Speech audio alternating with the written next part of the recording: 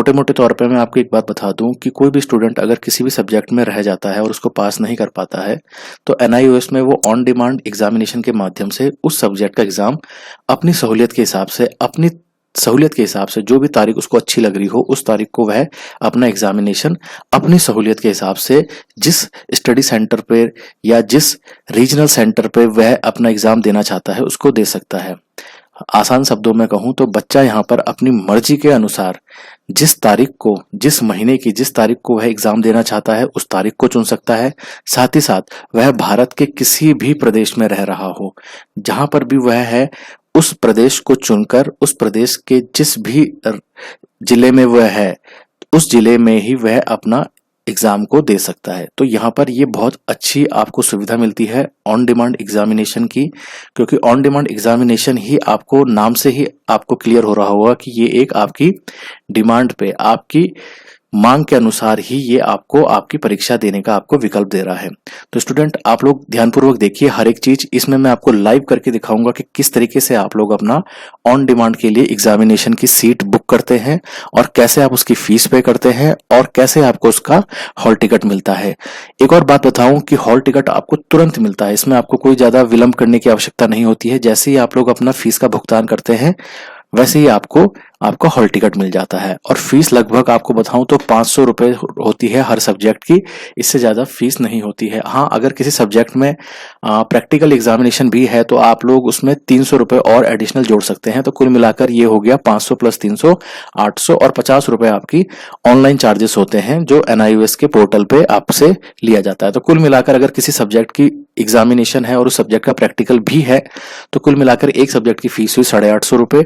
वहीं अगर कोई एक ऐसा सब्जेक्ट है जिसमें प्रैक्टिकल एग्जाम नहीं होता है तो उसकी फीस हुई 500 रुपए प्लस 50 रुपए ऑनलाइन चार्जेस, तो 550 रुपए। इससे ज्यादा फीस नहीं होती है और आपको हाथों हाथ चीजें मिल जाती हैं। आपकी ऑन डिमांड की जो एडमिशन की स्लिप होती है वो भी, और आपका हॉल टिकट भी आपको साथ साथ मिल जाता है। ठीक है, तो इसके लिए कुछ ज्यादा डिफिकल्ट ये काम होता नहीं है, बिल्कुल आसान काम है। कोई भी इसको अपने स्तर पे कर सकता है घर बैठे, कहीं आपको जाने की आवश्यकता नहीं है, कहीं किसी से आपको इसके लिए किसी भी तरह की मदद लेने की आवश्यकता नहीं है। वीडियो में मैं आपको हर एक चीज बारीकी से बताऊंगा, एक एक चीज इस हिसाब से बताई जाएगी कि किसी स्टूडेंट को बिल्कुल भी कुछ चीज समझ में ना आती हो उसको भी ये बातें समझ में आएंगी। तो सबसे पहले आपने क्या करना है, सबसे पहले आपने करना है किसी भी वेब ब्राउजर पे जाना है। उस वेब ब्राउजर पे आपने एक एड्रेस टाइप करना है और वो एड्रेस है sdmis.nios.ac.in।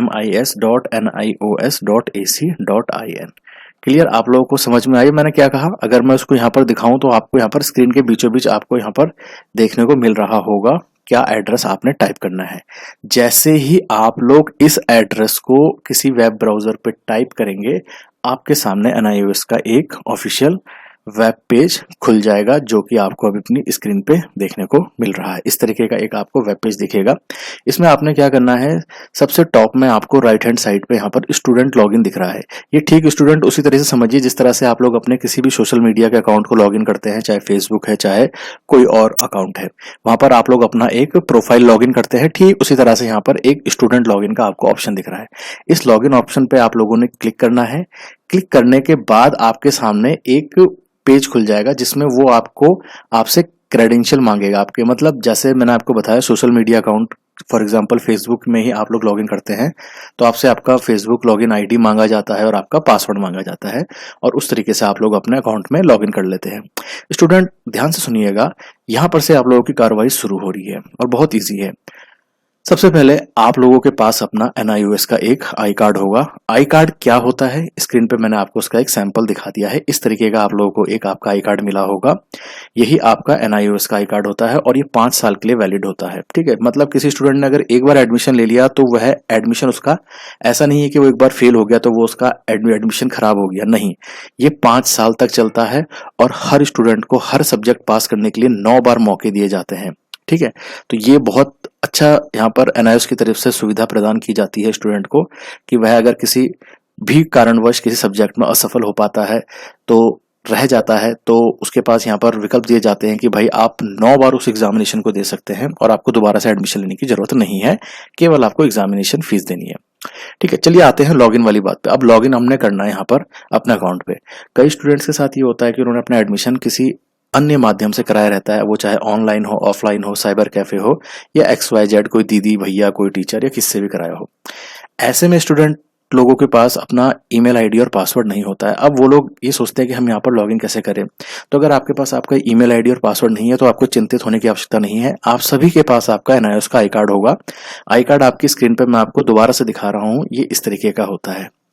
अब आपने क्या करना है, आपने यहीं पर सबसे नीचे लिखा हुआ है लॉगिन वाया रेफरेंस नंबर और एनरोलमेंट नंबर, इसको मैंने ब्लू कलर से हाईलाइट कर दिया है। आई होप आप सभी को ये दिख रहा होगा। क्लियर। आपने क्या करना है, इस पे क्लिक करना है, जो ये लिखा हुआ है ना लॉगिन वाया रेफरेंस नंबर, इसके नीचे लॉगिन लिखा है, इस पे क्लिक नहीं करना है, इसी पे क्लिक करना है जो ये लॉगिन वाया रेफरेंस नंबर और एनरोलमेंट नंबर लिखा है। इसी के ऊपर कहीं पर भी अपना कर्सर या आप इस पर टच करेंगे तो आप लोग एक लॉगिन वाले पेज पे पहुंच जाएंगे। अब यहाँ पर हम लोग लॉगिन करेंगे अकाउंट में, लेकिन ईमेल आईडी और पासवर्ड के थ्रू नहीं, हम यहाँ पर करेंगे बच्चे के रोल नंबर के माध्यम से। तो रोल नंबर तो आप सभी के पास है, जो आपके NIOS के आई कार्ड में लिखा है। मैंने यहाँ पर आपको रेड कलर से वो हाईलाइट करके दिखा दिया है। तो एनरोलमेंट नंबर आपके NIOS के आई कार्ड में सबसे पहले लेफ्ट हैंड साइड में लिखा रहता है, वही आपका एनरोलमेंट नंबर होता है। उसको आपने यहाँ पर फीड करना है और फिर उसके बाद आपकी डेट ऑफ बर्थ, जो आपकी जन्म तिथि है, उसको आप यहाँ पर मेंशन करेंगे। क्लियर। इन दो चीजों को फीड करने के बाद आपने नीचे लॉगिन पे क्लिक कर देना है। तो मैं यहाँ पर आपको वही करके दिखा रहा हूँ इसी माध्यम से, क्योंकि ये माध्यम हर कोई स्टूडेंट कर सकता है, अगर उसके पास ईमेल आईडी है तो भी, नहीं है तो भी, क्योंकि एनरोलमेंट नंबर और डेट ऑफ बर्थ हर स्टूडेंट के पास होगी अपनी। ठीक है, तो चलिए हम यहाँ पर इसको लॉगिन करते हैं। अब आप सबने देखा कि जैसे ही हमने उसमें अपना एनरोलमेंट नंबर और अपना डेट ऑफ बर्थ को फीड करा और हमने लॉगिन पे क्लिक करा, हम लोग एक स्टूडेंट के डैशबोर्ड पे एंटर हो गए। मतलब ये स्टूडेंट का पर्सनल डैशबोर्ड है, इसमें स्टूडेंट की सारी डिटेल्स है, जैसे उसने एडमिशन लिया है तो उसकी सारी चीज़ें यहाँ पर होंगी, उसकी डिटेल्स होंगी, उसके डॉक्यूमेंट्स होंगे और एडमिशन से संबंधित हर एक चीज़ उसकी यहाँ पर आपको देखने को मिल जाएगी। अच्छा, हम लोग इस वीडियो में पर्टिकुलरली बात किस चीज़ की कर रहे हैं, हम लोग बात कर रहे हैं NIOS में ऑन डिमांड एग्जामिनेशन की सीट बुक करने की और उसको कंफर्म करने की, किस तरीके से हम लोग अपना किसी एक सब्जेक्ट के बारे में, अगर उस सब्जेक्ट का हम एग्जाम देना चाह रहे हैं, अब वो एक सब्जेक्ट है, दो सब्जेक्ट है, जितने भी सब्जेक्ट है, हम उनके केवल दोबारा से एग्जाम देना चाह रहे हैं, तो हमें क्या क्या प्रक्रिया करनी होती है, वही सब प्रोसेस मैं आपको इस वीडियो में समझा रहा हूँ। ठीक है, तो इस तरीके से आप लोग इसमें लॉग इन हो गए। अब आपने क्या करना है, ये चीजें आप ध्यानपूर्वक देखिएगा यहाँ पर। ठीक है, आपने इसी पेज को थोड़ा स्क्रॉल डाउन करना है। इसी पेज को आप थोड़ा स्क्रॉल डाउन करेंगे, थोड़ा सा नीचे को सरकाएंगे, तो आपको यहाँ पर कई तरह के ऑप्शन देखने को मिलते हैं। उन्हीं ऑप्शनों में से कुछ एक ऑप्शनों में से एक है आपका ऑन डिमांड एग्जाम डेट्स। इसमें आपने क्या करना है स्टूडेंट, इसमें आपके सामने कई ऑप्शन आ रहे हैं, confirm dates, rebook dates, practical hall ticket, on demand, या जो भी कुछ है ये। अब आपने करना क्या है, इसमें आपने कंफर्म डेट्स पे क्लिक करना है। कंफर्म डेट्स पे क्लिक करने के लिए आपने रीबुक सीट, ये मतलब जो ये पहला कॉलम है, इस पे आपने क्लिक करना है। इसका मतलब क्या हुआ, इसका मतलब ये हुआ, इस पहले ऑप्शन का मतलब ही ये हुआ कि हम लोग अपनी सीट बुक कर रहे हैं। मतलब किस तारीख को हम अपना परीक्षा देना चाह रहे हैं और किस स्टेट में, भारत के किस राज्य में हम अपना परीक्षा देना चाह रहे हैं, उस चीज का सिलेक्शन हम लोग यहाँ पर से करेंगे। तो ठीक है, तो कंफर्म डेट जो लिखा हुआ है, हम इसी पे क्लिक कर देंगे। इस पे क्लिक करते ही हमारे सामने यहाँ पर कई तरीके के ऑप्शन आ गए। अब यहाँ पर क्या ऑप्शन आ रहे हैं हमारे सामने सब्जेक्ट का नाम लिखा हुआ आ रहा है। देख रहे हो आप, जितने बच्चे के सब्जेक्ट हैं, सारे सब्जेक्ट हमारे सामने यहाँ पर लिखे हुए आ रहे हैं। अब हमने क्या करना है, मान लो अगर स्टूडेंट किसी एक सब्जेक्ट में फेल हो गया है, तो स्वाभाविक है कि उस सब्जेक्ट का एग्जाम तो दोबारा देगा ही। लेकिन कई बार ऐसा भी होता है कि कुछ स्टूडेंट की आकांक्षा के अनुसार उनके जो मार्क्स हैं वो उनको नहीं मिल पाते परीक्षा में, तो वो कहते हैं कि भाई हम दोबारा से उस सब्जेक्ट का एग्जामिनेशन देंगे। तो दोनों ऑप्शन हो गए, या तो आप उस सब्जेक्ट में किसी फेल है, या आप किसी पास हुए हुए सब्जेक्ट को दोबारा से देना चाहते हैं, ताकि कि आपके मार्क्सों में थोड़ी वृद्धि हो सके। आपको लगता है कि आपकी तैयारी इस स्तर की है कि अगर आप दोबारा से देंगे परीक्षा तो इस बार आप बहुत अच्छे अंक प्राप्त कर पाएंगे। तो कंडीशन कुछ भी हो, हम यहाँ पर बात कर रहे हैं सब्जेक्ट को दोबारा से बुक करने की, चाहे फेल हो चाहे पास हो। एग्जाम के लिए मैं यहाँ पर बच्चे का ये बायोलॉजी वाला सब्जेक्ट है, मैं इसको यहाँ पर अगर बुक करना चाह रहा हूँ तो इस सब्जेक्ट के सामने यहाँ पर बुक सब्जेक्ट लिखा हुआ है। थोड़ा ध्यान से देखिएगा, सब्जेक्ट के ऊपर वाला जो ब्लू कॉर्नर है उस पर आपने क्लिक करना है। कई बार स्टूडेंट्स क्या गलती करते हैं कि सब्जेक्ट पढ़ा, जैसे फॉर एग्जाम्पल फिजिक्स, इसको बुक करना है तो इसके नीचे वाले को क्लिक कर रहे हैं। नहीं, उसके ऊपर वाले को आपने क्लिक करना है जहां पर रीबुक सब्जेक्ट लिखा है, ठीक है। तो यहाँ पर देखो हम एग्जाम पे क्लिक कर रहे हैं, जो भी सब्जेक्ट है इसके ऊपर यहाँ पर बुक सब्जेक्ट है। अब मैं इस पे क्लिक कर देता हूँ। क्लिक का मतलब मैंने इस सब्जेक्ट को अब मैं देना चाह रहा हूँ। तो मेरे पास, मैंने आपको बताया शुरुआत में ही, हम यहाँ पर अपने मर्जी मुताबिक हम यहाँ पर चयन करते हैं कि हम भारत के किस राज्य में, भारत के उस राज्य के किस जिले में परीक्षा देना चाहते हैं। अगर इंग्लिश में कहा जाए तो भारत के किस स्टेट में, उस स्टेट के किस डिस्ट्रिक्ट में हम अपना पेपर देना चाह रहे हैं। तो मैं आपको यहाँ पर दिखाता हूँ। जैसे मैंने चुन लिया यहाँ पर उत्तराखंड। उत्तराखंड का मैंने चयन करा कि मैं भाई उत्तराखंड में परीक्षा देना चाहता हूँ। उत्तराखंड के अंदर, अब इसके अंदर तो 13 जिले हैं, मतलब डिस्ट्रिक्ट है। अब मैं किस डिस्ट्रिक्ट में देना चाह रहा हूँ, वो तो पूछेगा ना कि भाई इतना बड़ा है उत्तराखंड, कहाँ पर उत्तराखंड में, कहाँ पर। तो मैं यहाँ पर देहरादून में देना चाह रहा हूँ परीक्षा, ठीक है। अब देहरादून में कहाँ, देहरादून में भी कई सेंटर्स होंगे। तो मुख्य रूप से एक तो आपका रीजनल सेंटर होता है, और दूसरा आपका जो भी केवी नंबर 1 और केवी नंबर 2 होते हैं उस पर्टिकुलर डिस्ट्रिक्ट के, उन्हीं को एनआईओएस का ऑन डिमांड का एग्जाम सेंटर बनाया जाता है।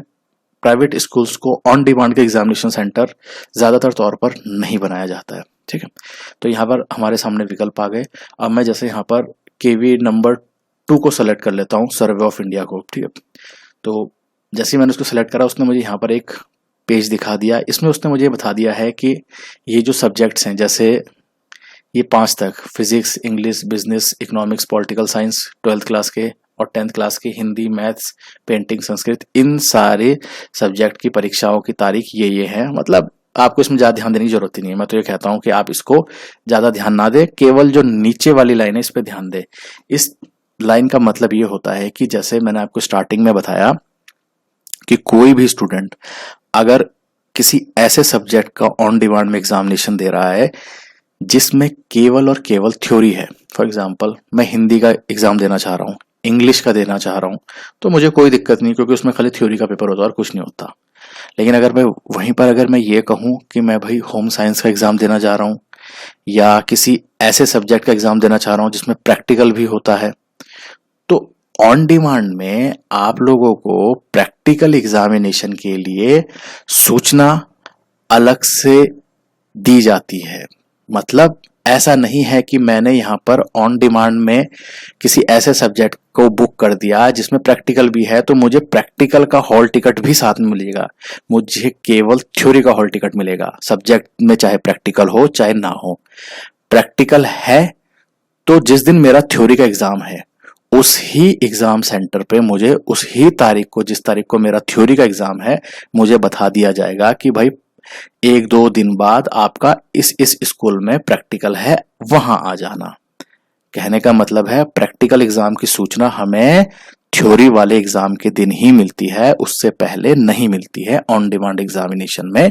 ये है इसकी मेन बात, इसको आप समझ लीजिए बस, और कुछ नहीं आपको समझने की जरूरत है। क्लियर? तो आप लोग इस उम्मीद में ना रहिएगा कि आपको प्रैक्टिकल का यहाँ पर अलग से एक हॉल टिकट मिलेगा। क्लियर? चलो,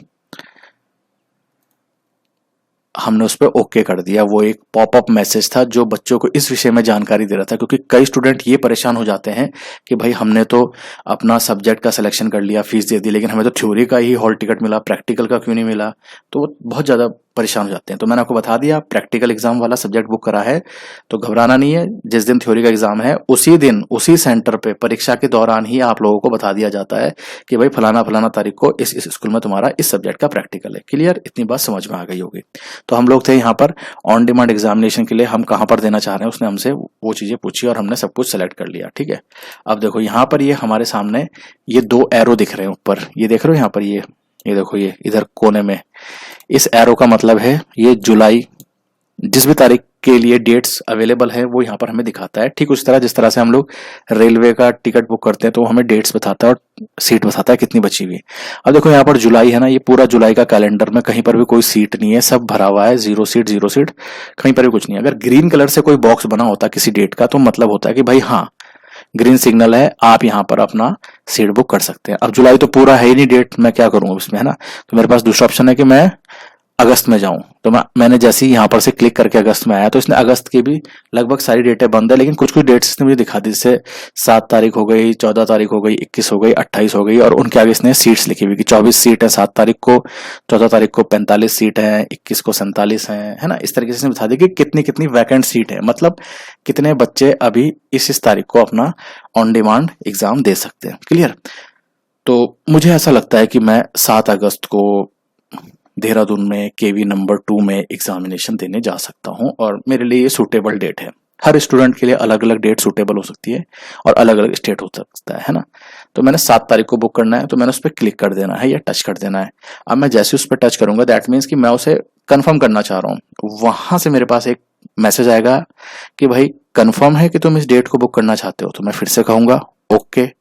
अब मैंने ओके करा तो उसने कहा ठीक है भैया, हमने ये डेट तुम्हारे लिए प्रोविजनली हमने रोक दी है, अब तुम्हारे सामने पेमेंट का मेथड आ गया कि भाई अपनी एग्जामिनेशन फीस को यहाँ पर जमा करो। यहाँ पर भी कई स्टूडेंट परेशान होते हैं कि सर यहाँ पर जो पेमेंट मोड आ रहा है इसमें तो गूगल पे दिखाई नहीं रहा है, ना इसमें फोन पे दिखा रहा है, ना इसमें पेटीएम दिखा रहा है, या इसमें किसी भी तरह की अन्य कोई भी ऐसी ऐप नहीं दिखा रहा है जिस तरीके से हम पेमेंट कर सकते हैं। साथ ही साथ इसमें कोई ऐसा विकल्प भी नहीं है जिसमें मेरे बैंक का नाम दिख रहा हो। तो आप लोगों ने कुछ नहीं करना है, ये कोई भी बैंक पे आप क्लिक करिए, ये आपके सामने सारे ऑप्शन देगा। फॉर एग्जाम्पल मैं IDBI पे क्लिक करता हूँ और पे नाउ पे करता हूँ। मेरा IDBI में बैंक नहीं है, मैं फीस गूगल पे से ही जमा करूंगा। तो मैंने क्या करा, IDBI सेलेक्ट करा और पे नाउ पे क्लिक कर दिया। अब ये क्या करेगा, ये मुझे पेमेंट गेटवे पे रिडायरेक्ट करेगा। अब यहाँ पर असली ऑप्शन हमारे सामने आना शुरू हो जाते हैं। ठीक है स्टूडेंट, देखो मैंने आपको बताया था ना फीस कितनी लगती है, यहाँ देखो 850 रुपये, ये भी उस सब्जेक्ट की जिसमें आपको प्रैक्टिकल भी देना होता है। ठीक है, अगर मैं खाली थ्योरी वाला सब्जेक्ट लेता तो फीस थोड़ी और कम होती। क्लियर। देख लो अब आप लोगों को कितना चार्ज किया जाता है, आप सब इस चीज से वाकिफ है। यहाँ पर मेरे सामने कई ऑप्शन आ गए, यूपीआई आ गया, कार्ड आ गया, नेट बैंकिंग आ गया, जिसने कहा शो ऑल ऑप्शन, तो मैंने शो ऑल ऑप्शन पे क्लिक करा तो और भी आ गया, है ना। अब यूपीआई पे मैं क्लिक करूंगा तो ये मेरे सामने सारे यूपीआई खोल देगा। मैं यूपीआई नंबर से कर सकता हूँ पे। फॉर एग्जांपल मेरे किसी फ्रेंड के पास है यूपीआई, मम्मी पापा के फोन में यूपीआई में, मैं पर्सनल यूपीआई यूज नहीं करता हूँ, तो मैं पे बाय यूपीआई आईडी या यूपीआई नंबर से क्लिक कर सकता हूँ। इसमें क्या होता है, हमने क्लिक करके यहाँ पर उनका नंबर डालना है, चाहे मम्मी पापा का है या किसी का भी है, या उनकी यूपीआई आईडी है हमारे पास, हम उसको डालेंगे, वेरीफाई पे क्लिक करेंगे और उनके मोबाइल पे एक एसएमएस आ जाता है कि भाई 850 रुपये की पेमेंट करने के लिए आप लोग पे करें। तो वो अपनी जैसी ऐप खोलेंगे, उनकी ऐप में 850 रुपये का एक फीस डिडक्शन के लिए मैसेज आएगा, उनको खाली पे क्लिक करना है और फीस ऑटोमेटिकली उनके यूपीआई से डिडक्ट हो जाएगी। ये ऑप्शन बच्चों उनके लिए है कि जैसे किसी के पास खुद गूगल पे या कोई पेमेंट मेथड नहीं है और उनके किसी रिलेटिव के पास, फैमिली मेंबर्स के पास, फ्रेंड्स के पास है और वो उनकी सहायता से लेना चाहते हैं, तो उनको पहले सूचित कर दे कि भाई देखो 850 रुपये का एक मैसेज आएगा आपके फोन में, आप उसको ओके कर देना। ठीक है, तो ये मैं आपको समझाने के लिए कर रहा हूँ। और अगर सामान्य रूप से अगर सब बच्चों के पास अपने गूगल पे हैं तो वो अपना यहाँ पर यूपीआई आईडी डालेंगे और उसके बाद वेरीफाई पे क्लिक करेंगे, फिर उसके बाद जैसे वेरीफाई क्लिक करेंगे उसके बाद पे नाउ का ऑप्शन दोबारा आएगा, उस पर आपने क्लिक करना है और आप लोगों ने अपनी फीस पे कर देनी है, दैट इज ऑल। ये करते ही आप लोगों के सामने क्या हो जाएगा, आप लोग इस पूरे पेज में ही बने रहें, आप कहीं क्लिक ना करें, ऑटोमेटिकली आप इस पेज से बाहर आकर के NIOS के होम पेज पे आ जाएंगे। ठीक है, होम पेज मतलब वो जो हमने स्टार्टिंग में करा था, मैं आपको वो दिखा देता हूँ। ठीक है, जैसे हम पे वगैरह कर देंगे तो हम लोग डायरेक्ट होम पेज पे आ जाएंगे। तो जैसे ही आप लोग अपने वहां से पेमेंट कंप्लीट करते हैं, आप लोग दोबारा से इस वाले पेज पे आ जाते हैं। इस वाले पेज पे आ जाते हैं और फिर टॉप राइट कॉर्नर पे आपको आपका नाम दिखता है, उस पर आपने क्लिक करके अपने डैशबोर्ड पे आ जाना है। ठीक है, जैसे मैंने यहाँ पर क्लिक करा तो सबसे पहला ऑप्शन इसने डैशबोर्ड का दिया। अगर किसी कारणवश आप लोगों का यहाँ पर से ये परमानेंटली आपको लॉग आउट कर देता है तो दोबारा से स्टूडेंट लॉगिन पे अपना enrolment number, date of birth डाल के अपने डैशबोर्ड पे आपने एंटर कर लेना है। जैसे ही आप डैशबोर्ड पे एंटर हो जाएंगे तो दोबारा से वही पेज आपके सामने देखने को मिलेगा जैसा हम लोगों ने स्टार्टिंग में देखा था। अब आपने क्या करना है, आपने इस पेज को थोड़ा सा स्क्रॉल डाउन करना है या नीचे की ओर सरकाना है। ही आप लोग नीचे की ओर सरकाएंगे तो दोबारा से आपने ऑन डिमांड एग्जाम डेट्स को देखना है। सबसे पहले हम लोगों ने इसके कंफर्म डेट्स वाले ऑप्शन पे क्लिक करा था, वो काम हमारा हो गया। अब हम लोग सेकंड वाले ऑप्शन पाएंगे जिसका नाम है हॉल टिकट ऑन डिमांड। अब हमने इस पे क्लिक करना है क्योंकि हमने फीस जमा कर दी है, सब्जेक्ट बुक कर दिया है, डेट बुक कर दी है, सब कुछ हम लोग कर चुके हैं। हॉल टिकट पे क्लिक करते ही हमारे सामने हमारा हॉल टिकट आ जाएगा। मतलब जिस तारीख को हम लोगों ने अपनी परीक्षा चुनी थी उस तारीख के लिए हमारे सामने यहाँ पर सब कुछ आ जाएगा। जैसे यहाँ पर 16 जुलाई आ गई, सब्जेक्ट का नाम आ गया और यहाँ पर हमारा जो ये अपना केवी स्कूल हमने सेलेक्ट करा था वो सब आ गया और यहाँ पर स्टूडेंट की ये सारी डिटेल आ गई। इधर पे आपकी स्टूडेंट का फोटो आ जाता है और यही आपका हॉल टिकट है। तो देखा आप लोगों ने कितना आसान तरीका है, ज़्यादा आपको इसमें वक्त नहीं लगता। इसको आप अपने स्तर पे कर सकते हैं चंद कुछ ही मिनटों में, है ना। आपने एक बार ये सब चीज़ें कर ली, आपने इसका फिर एक प्रिंट आउट निकाल लेना है इस हॉल टिकट का, साथ में अपना एक आधार कार्ड ले जाना है, एक NIOS का आई कार्ड ले जाना है। बस ये 3 चीजें हैं और जिस तारीख को आपकी परीक्षा है उस तारीख को आपने उस परीक्षा भवन पे पहुंच जाना है। सामान्य रूप से मैं आपको बताऊं NIOS की सारी परीक्षा 2:30 बजे से प्रारंभ होती है। आप लोगों ने कोशिश करनी है कि 2 बजे तक एग्जामिनेशन सेंटर पे पहुंच जाएं। क्लियर? बस इतनी सी बात है और इसमें कोई भी आपको परेशानी की आवश्यकता नहीं होती है। तो आप लोगों ने समझा इस वीडियो में कि किस तरीके से आप लोग अपना ऑन डिमांड का एग्जाम सीट बुक कर सकते हैं, किस तरह से फीस बुक करते हैं, किस तरह से आपको आपका हॉल टिकट मिलता है। इसी तरीके से आप एक सब्जेक्ट से ज्यादा सब्जेक्ट की भी सीट बुक कर सकते हैं। यही प्रक्रिया आपको बार बार दोहरानी है। क्लियर? जैसे हम लोगों ने लॉग इन करा, ऑन डिमांड में गए, फिर सब्जेक्ट के ऊपर बुक सीट लिखा था, बुक एग्जाम लिखा था, तो हर बार आपको यही करना है। क्लियर? आ गई बात समझ में? ठीक है, तो इससे ज्यादा कुछ है नहीं। जो चीजें थी आपको लाइव समझा दी गई हैं और ये आपका जुलाई 2024 चल रहा है, तो ये लेटेस्ट तरीका है और सब कुछ आपके सामने है। कितनी फीस लगी, कैसे कैसे क्या क्या होता है, आप लोगों को सब समझ में आ गया होगा।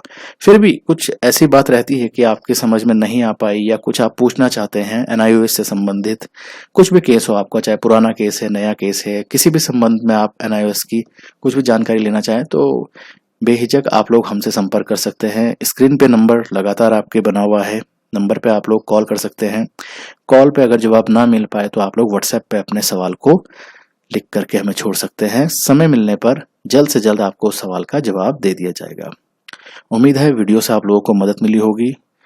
तो इसी के साथ इस वीडियो को हम यहाँ पर समाप्त करते हैं। जल्द ही आप लोगों के साथ मुलाकात होगी एक नए वीडियो के साथ और एक जानकारी के साथ। तब तक के लिए अपना ख्याल रखें। धन्यवाद।